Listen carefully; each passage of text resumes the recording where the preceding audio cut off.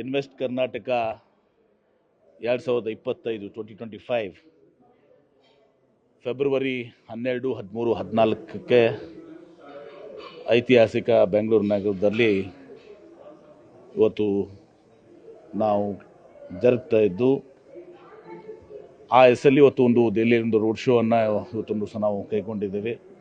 ಎಲ್ಲ ಅಂಬಾಸಡರ್ಸು, ರಿಪ್ರೆಸೆಂಟೇಟಿವ್ಸು ಇವರೆಲ್ಲರನ್ನೂ ಕೂಡ ಇಲ್ಲಿ ಆಹ್ವಾನ ಮಾಡಿ ಅವ್ರಿಗೆ ಈ ಇನ್ವೆಸ್ಟ್ ಕರ್ನಾಟಕ ಮೀಟ್ ಬಗ್ಗೆ ಒಂದು ಮಾಹಿತಿಯನ್ನು ಇವತ್ತೊಂದು ದಿವಸ ಅವ್ರಿಗೆ ಒದಗಿಸಿದ್ವಿ. ಅದರಿಂದ ಅವರೆಲ್ಲರೂ ಪಾಲ್ಗೊಳ್ಳಿಕ್ಕೆ ಇವತ್ತೊಂದು ದಿವಸ ಆಗಬೇಕು. ಆ ದೇಶಗಳ ಮತ್ತು ಅಲ್ಲಿಯ ಏನು ಕಂಪನೀಸ್ ಇರ್ಬೋದು, ಅಲ್ಲಿಯ ಗೌರ್ಮೆಂಟಲ್ ಆರ್ಗನೈಸೇಷನ್ಸ್ ಇದ್ದಾವೆ, ಅವೆಲ್ಲರೂ ಕೂಡ ಇಲ್ಲಿ ಅದಕ್ಕೆ ಪಾರ್ಟಿಸಿಪೇಟ್ ಮಾಡಬೇಕು ಅಂಥೇಳಿ ಈ ರೋಡ್ ಶೋನ ಇವತ್ತೊಂದು ದಿವಸ ದೆಹಲಿಯಲ್ಲಿ ಕೈಗೊಂಡಿದ್ದೀವಿ. ಅನೇಕ ಅಂಬಾಸಿಗಳಿಂದ ಎಲ್ಲರೂ ಇವತ್ತು ಭಾಗವಹಿಸಿದ್ರು. ನಾಳೆ ನಾವು ಆಸ್ಟ್ರೇಲಿಯನ್ ಅಂಬಾಸಿಡರ್ಗೂ ಭೇಟಿ ಆಗ್ತಿದ್ದೀವಿ. ಬೆಳಗ್ಗೆ ಸಿಂಗಾಪುರ್ ಅಂಬಾಸಿಡರ್ಗೂ ಕೂಡ ಇವತ್ತು ದಿವಸ ಭೇಟಿ ಆಗಿದ್ದೀವಿ. ಈಗ ನಮ್ಮ ಕೇಂದ್ರ ಸಚಿವರನ್ನು ಕೂಡ ಇವತ್ತೊಂದು ದಿವಸ ನಿರ್ಮಲಾ ಸೀತಾರಾಮನ್ ಅವ್ರನ್ನ, ಕುಮಾರಸ್ವಾಮಿ ಅವ್ರನ್ನ, ರಾಜನಾಥ್ ಸಿಂಗ್ ಅವ್ರನ್ನು ಕೂಡ ಭೇಟಿಯಾಗಿದ್ದೀವಿ. ನಾಳೆ ಇನ್ನೂ ಕೆಲವೊಬ್ಬರನ್ನ ನಾನು ಭೇಟಿಯಾಗಲಿಕ್ಕೆ ಇದು ಮಾಡ್ತಾಯಿದ್ದೀನಿ. ಮತ್ತು ನಾಡ್ದು ಒಂದು ನೈಡೆಕ್ ಕಂಪ್ನಿಯಿಂದ ನಮ್ಮದೊಂದು ಇನ್ವೆಸ್ಟ್ಮೆಂಟ್ ಬರ್ತಾಯಿದೆ. ಹೀಗಾಗಿ ನಾವು ಅಲ್ಲಿ ಇರಬೇಕಾಗಿರೋದು. ಮತ್ತೆ ಒಂದು ದಿವಸ ಬಂದು ಇನ್ನೂ ನಾವು ಪಿಯೂಷ್ ಗೋಯಲ್ ಅವ್ರನ್ನ ಮತ್ತು ನಮ್ಮ ಮೈನ್ಸ್ ಮಿನಿಸ್ಟ್ರನ್ನು ಕೂಡ ಒಂದು ದಿವಸ BGML ಸಲ ಭೇಟಿ ಆಗಬೇಕಾಗಿದೆ. ಒಟ್ಟಾರೆ ಈ ಸಲ ಏನು ಗ್ಲೋಬಲ್ ಇನ್ವೆಸ್ಟರ್ಸ್ ಮೀಟ್ ಮಾಡ್ತೀವಿ 2025, ಇದರಲ್ಲಿ ಭಾಳಷ್ಟು ಬದಲಾವಣೆಯನ್ನು ನಾವು ಮಾಡ್ತಾಯಿದ್ದೀವಿ. ಇದು ರುಟೀನ್ ಗ್ಲೋಬಲ್ ಇನ್ವೆಸ್ಟ್ಮೆಂಟ್ ಈ ಸಲ ಆಗೋದಲ್ಲ. ಇನ್ವೆಸ್ಟ್ಮೆಂಟ್ ಮೀಟಲ್ಲಿ ನಾವು 11ನೇ ತಾರೀಕಿಗೆ ನಾವು ಟೆಂಟೇಟಿವ್ ಆಗಿ 11ನೇ ತಾರೀಕಿಗೆ ಇನಾಗ್ರಲ್ ಸೆಷನ್ ಏನು ಉದ್ಘಾಟನೆ ಇವತ್ತು 11ನೇ ತಾರೀಕಿಗೆ ಸಾಯಂಕಾಲ ಮಾಡಿ, ತದನಂತರ 12, 13 2 ದಿವಸ ಸಂಪೂರ್ಣವಾಗಿ ಇದನ್ನು ಡೆಡಿಕೇಟೆಡ್ ಆಗಿ ಇವತ್ತು ದಿವಸ ಈ ಎಲ್ಲ ಸೆಷನ್ಸ್ಗಳು ನಡೀಬೇಕು, ಈ ಚಿಂತನೆಗಳಾಗಬೇಕು, ನಮ್ಮ ಇನ್ವೆಸ್ಟ್ಮೆಂಟ್ ಪ್ರಪೋಸಲ್ಸ್ನು ಕೂಡ ಆಗಬೇಕು ಈ ಸಲ. ಮತ್ತು ಎಲ್ಲರೂ ಕಂಟ್ರಿಗಳು ಯಾವ ರೀತಿ ದಾವೋಸ್ನಲ್ಲಿ ಇವತ್ತು ಅನೇಕ ದೇಶಗಳು ಭಾಗವಹಿಸ್ತಾರೆ, ಕಂಟ್ರಿ ಪಾರ್ಟ್ನರ್ಸ್ನ ನಾವು ನೋಡ್ತಾ ಇದ್ದೀವಿ. ಮತ್ತು ಅವರೆಲ್ಲ ಕಂಟ್ರೀಸ್ನು ಕೂಡ, ದೇಶಗಳು ಕೂಡ ತಮ್ಮ ಒಂದು ಅಲ್ಲಿ ಒಂದು ತಮ್ಮ ಸೆಟಪ್ಪನ್ನು ಹಾಕ್ಕೊಳ್ಳಿಕ್ಕೆ ಇವತ್ತೊಂದು ದಿವಸ ಅವ್ರಿಗೂ ಕೂಡ ನಾವು ಅವಕಾಶವನ್ನು ಮಾಡಿಕೊಡ್ತಾ ಇದ್ದೀವಿ. ಸೊ ಒಂದು ಭಾಳ ದೊಡ್ಡ ಶಿಫ್ಟನ್ನು ಮಾಡ್ತಾ ಇದ್ದೀವಿ. 14, 12, 13, 14ನೇ ತಾರೀಕಿಗೆ ಬೆಳಗ್ಗೆ ನಾವು ಇದನ್ನು ಏನು ಕನ್ಕ್ಲೂಡಿಂಗ್ ಸೆಷನ್ ಇವತ್ತೊಂದು ದಿವಸ ಮುಕ್ತಾಯ ಕಾರ್ಯಕ್ರಮ ಮಾಡಿ, ತದನಂತರ ಪಬ್ಲಿಕ್ಕಿಗೂ ಕೂಡ ಇದರಲ್ಲಿ ಭಾಗವಹಿಸಿಕೆಗೆ ಇದು ಮಾಡ್ತಾಯಿದ್ದೀವಿ. ಈಗ ಭಾಳ ಒಂದು ಒಳ್ಳೆಯ ರೆಸ್ಪಾನ್ಸ್ ಇವತ್ತೊಂದು ದಿವಸ ಇದಾಗಿದೆ. ಇದು ಕರ್ನಾಟಕ ಯಾವಾಗಲೂ ಕೂಡ ಒಂದು ಮುಂಚೂಣಿಯಲ್ಲಿ, ಕೇವಲ ಭಾರತ ದೇಶ ಅಲ್ಲ, ಇಡೀ ವಿಶ್ವ ಇವತ್ತೊಂದು ದಿವಸ ನಮ್ಮ ಕಡೆ ಇವತ್ತೊಂದು ದಿವಸ ನೋಡ್ತಾ ಇದೆ. ನಾವು ಅನೇಕ ಈಗ IT ಎಕ್ಸ್ಪೋರ್ಟ್ಸ್ನಲ್ಲಿ ನಾವು ನಂಬರ್ 1 ಇದ್ದೀವಿ, ಬಯೋಟೆಕ್ನಾಲಜಿನ ನಂಬರ್ 1, ಏರೋಸ್ಪೇಸ್ ಆ್ಯಂಡ್ ಡಿಫೆನ್ಸ್ನಲ್ಲಿ ನಾವು ನಂಬರ್ 1 ಆಗಿದ್ದೀವಿ, ಇಲೆಕ್ಟ್ರಾನಿಕ್ಸ್ದಲ್ಲಿ ನಾವು ನಂಬರ್ 1 ಆಗಿದ್ದೀವಿ. ಈಗ ಅನೇಕ EV ಇದರಲ್ಲಿ ಕೂಡ ನಾವು ಮುನ್ನಗ್ತಾ ಇದ್ದೀವಿ. ಮ್ಯಾನುಫ್ಯಾಕ್ಚರಿಂಗು ಕೂಡ ಹೆಚ್ಚಿಗೆ ಗಮನ ಕೊಡ್ತಿದ್ವಿ. ಮತ್ತು ಈ ಸಲ ಗ್ಲೋಬಲ್ ಇನ್ವೆಸ್ಟರ್ಸ್ ಮೀಟ್ಸ್ನಲ್ಲಿ ನಾವು ಈ SMEs ಮತ್ತು MSMEಸ್ಗೆ ಕೂಡ ಅದನ್ನ ಕನೆಕ್ಟ್ ಮಾಡಿಕೊಂಡು ಈ ಸ್ಟಾರ್ಟಪ್ಸು ಮತ್ತು ಇವ್ರಿಗೆ ಹೆಚ್ಚಿನ ಒತ್ತನ್ನು ನಾವು ಕೊಡ್ತಾ ಇದ್ದೀವಿ.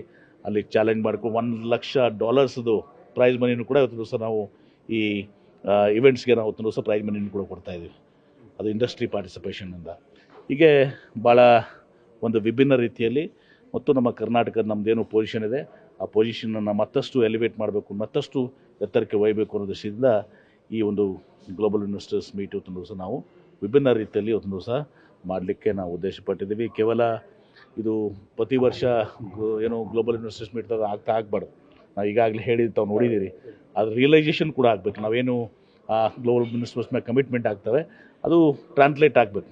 ಇವತ್ತು ಇಷ್ಟು ಕೋಟಿ ಇವತ್ತು ದಿವಸ ಅಲ್ಲಿ ಕಮಿಟ್ಮೆಂಟ್ ಆದರೆ ಅಷ್ಟು ಅದರಲ್ಲಿ ಸುಮಾರು 75% ಕನ್ವರ್ಷನ್ ಆಗಬೇಕು ಅನ್ನೋ ದೃಷ್ಟಿಯಿಂದ ಆ ಎಲ್ಲದಕ್ಕೂ ಕೂಡ ನಾವು ಭಾಳ ಮೆಟಿಕ್ಯುಲೇಟ್ ಆಗಿ ಅದನ್ನು ನಾವು ಅಡ್ರೆಸ್ ಮಾಡ್ತಾಯಿದ್ದೀವಿ. ಹೀಗಾಗಿ ಒಂದು ವಿಭಿನ್ನ ರೀತಿಯ ಒಂದು global investors meet, routine global investors ಮೀಟ್ಗಿಂತ ಇದು ಬೇರೆ ರೀತಿಯಲ್ಲಿ ಇವತ್ತು ಸಹ ಆಗ್ತದೆ. ಎರಡು ವಿಚಾರಗಳ ಬಗ್ಗೆ, ಒಂದು ನೀವು ಹೇಳಿದ್ರಿ IT ಹಬ್ ಆಗಿರುವಂತಹ ಕಾರಣಕ್ಕಾಗಿ ಮತ್ತು ಈಗ ಸ್ಟಾರ್ಟ್ಅಪ್ಸ್ ಕಂಪನಿಗಳು ಕರ್ನಾಟಕದಲ್ಲಿ, ಸ್ಪೆಷಲಿ ಬೆಂಗಳೂರಲ್ಲಿ, ಇಡೀ ಇಂಡಿಯಾದಲ್ಲಿ ಹೈಯೆಸ್ಟ್ ಬರುತ್ತೆ. Capital startup capital highest ಯೂನಿಕಾಮ್ಸ್.